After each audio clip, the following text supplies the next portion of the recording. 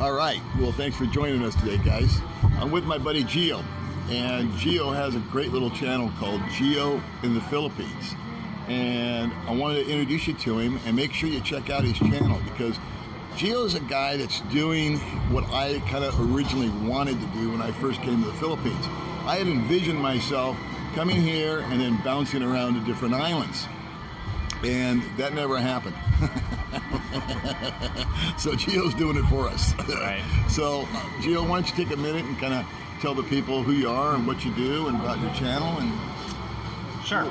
Well, I actually initially when I came out to the Philippines, I was settled in Cebu for 2 years. I didn't travel anywhere. I was just working.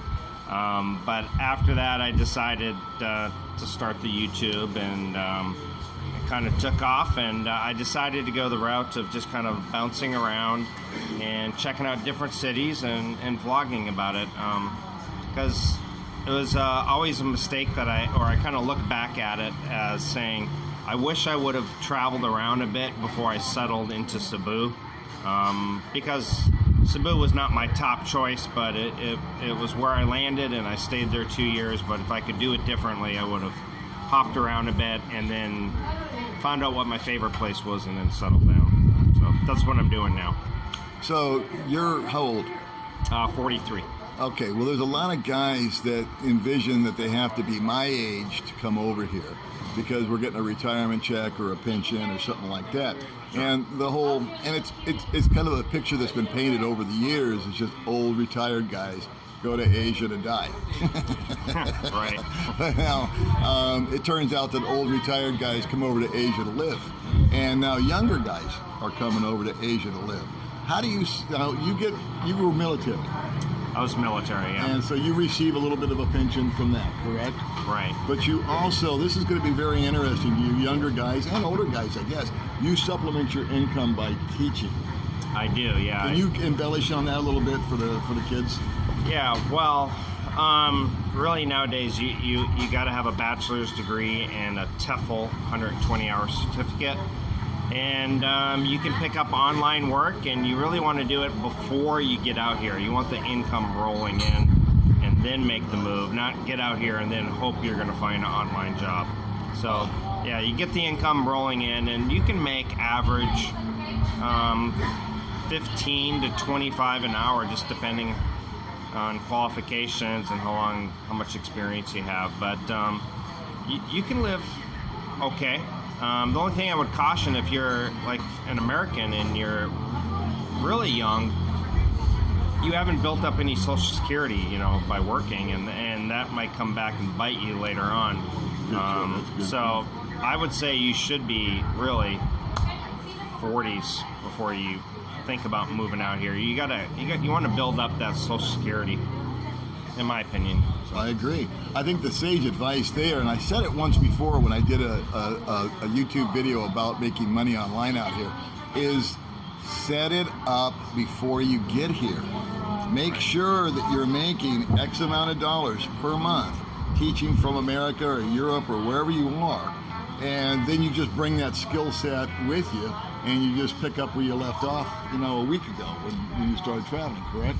Yeah, exactly. exactly. Now, as a young guy, what was your motivation for coming out here? You're an American. Mm-hmm. Why did you get disenchanted? Did you just need a change of pace? What was the deal? Really all the above. I went through a pretty bad divorce, and got online and looked at the dating pool, and it was really not a dating pool. It was more like a cesspool. And sorry, any foreign women watching this. Not really. Yeah, not really. I'm just saying that. But yeah, I just was not impressed. And then you pull up a dating ad, from the U.S., and on the sidebar you get pop-ups of like Philippine dating sites, and honestly, the Philippines was never even on my radar. Actually, Colombia was my top choice. That's where I was going, and then I started looking into the Philippines, and I got a job offer in Cebu, and here I am. But I was tired of the 9-to-5 grind. I was tired of a lot of stress at work, the divorce. I let go of all my stuff. sold my car, sold my bike, sold my possessions, quit my jobs, and I was on my way to Cebu. So now I've seen a lot of younger guys like you over here. What are they called? Internet nomads? Digital nomads. Digital nomads. I'm sorry. Is that just something that I'm noticing, or is that actually a new trend that's happening? I think it's a fairly new trend, but more and more places are enabling people to work online, even with U.S. companies. So ideally, if you're young and you can make a living through a U.S. company online, then you're getting U.S. dollars. You're making contributing towards a 401k or Social Security, and that's the best of both worlds. Live cheaply here, much better dating, and still contribute towards your benefits, Social Security and everything. Okay, so do me a favor and do the guys back home a favor. What's your dating life like out here? And let's not embellish. Let's not make it out that every girl throws themselves at you, because that doesn't happen. Yeah. But what is the reality for you? I mean, compared to what you have in the States? I mean, it really is night and day. Even at 43, out here, people would consider me still fairly young. Back in the States, though, to try to approach a 20-year-old girl who you thought was attractive, no, it's impossible, But here, approaching, if I wanted to date a 20, 25-year-old girl, very approachable, very receptive to flirting or asking out.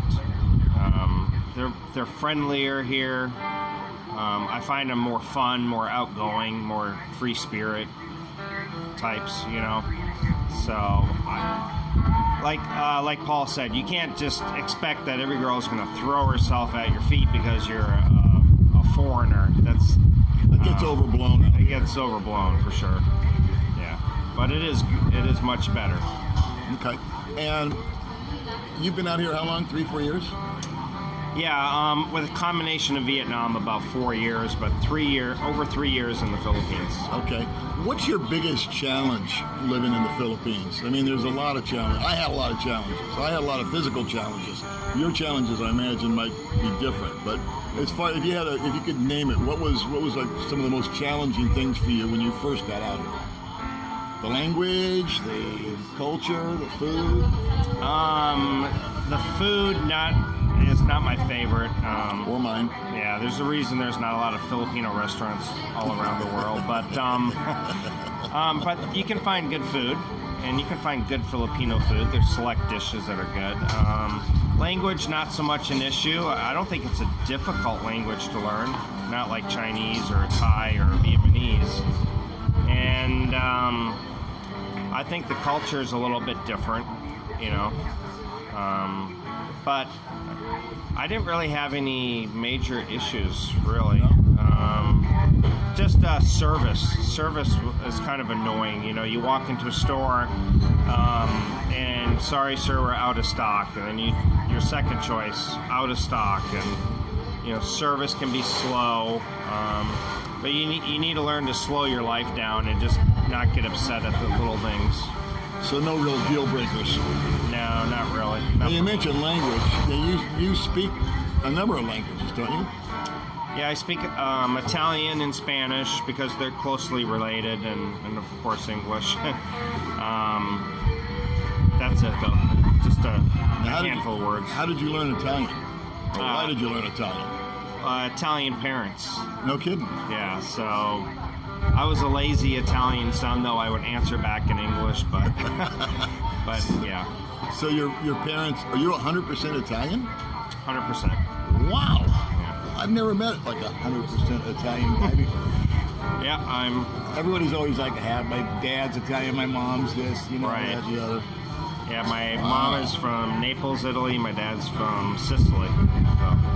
Well, I guess that begs the question. I mean, I'm sure that what's on the front of my mind right now is on the same thoughts of everybody at home about that subject.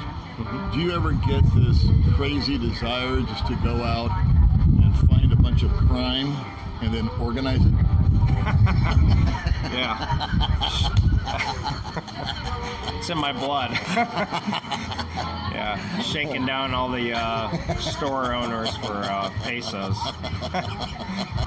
But funny enough, I mean, somewhere down the line, I'm sure I had some relatives. Yeah, like we're just kidding here on the old. Yeah. That question came out of nowhere. It's like the rest of my videos. That's what you gotta love about Paul here. There's no editing, there's no scripting. It's just there's off the cuff. There's absolutely no thought put into this at all. Yeah. We prove it every day. I love it. I love it. So now you also hang out with Rike. Yeah. Let's bring him up for a minute. Life Beyond the Sea. Mm-hmm. Now, Rike was really instrumental in getting me out here. I mean, I watched his videos. Again, I recommend his channel big time. He's got a lot of super information as far as banking and visas and you know the nuts and bolts, I like to call it, of getting set up out here and getting organized. He's got a great channel. With Gio in the Philippines, I really enjoy his stuff because, like I said, he goes to this island, this island, this island, and this island, and he doesn't, jam anything down your throat. He just says, "Listen, this is this island, and this is the amenities here. This is the upside. This is the downside." So I was just telling him before we did this video that he's done all this great legwork for me because I don't want to just stay in Dumaguete forever. It's my home base. It's base camp by all means. Yeah. But I do want to travel around. But with limited income, limited resources, and stuff like that, if I go somewhere, I want to get the most bang for my buck. So what Gio has done is he's gone to all these places, and he'll say, "I like this place, but," or "I don't like this place, but." And I just found it very useful. That way, out of 8 islands, I can say, well, I want to go to that one because Gio went there and it's got this, this, this, and this. Right? So, that's what I think about your channel. I really do. Yeah, I appreciate it. I think Bohol sounds like a really cool place to go.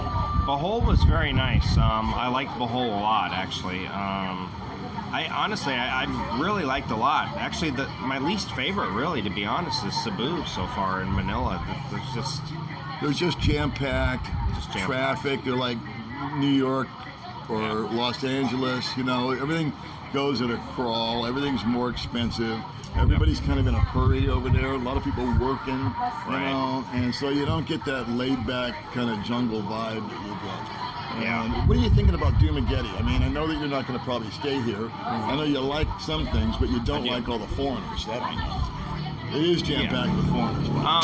But I mean, really, Dumaguete. I mean, honestly, if I was settled down here and it would not be a bad spot, but I would be like you and a lot of others. I would be further out in the provinces, Valencia, Darwin, Bacong, areas like that, and then just come into Dumaguete to hang out, to meet up for a coffee or go to the shopping mall or something like that. Yeah. Well, that's our cue here, Gio. Yeah, I think so. We got live music starting. All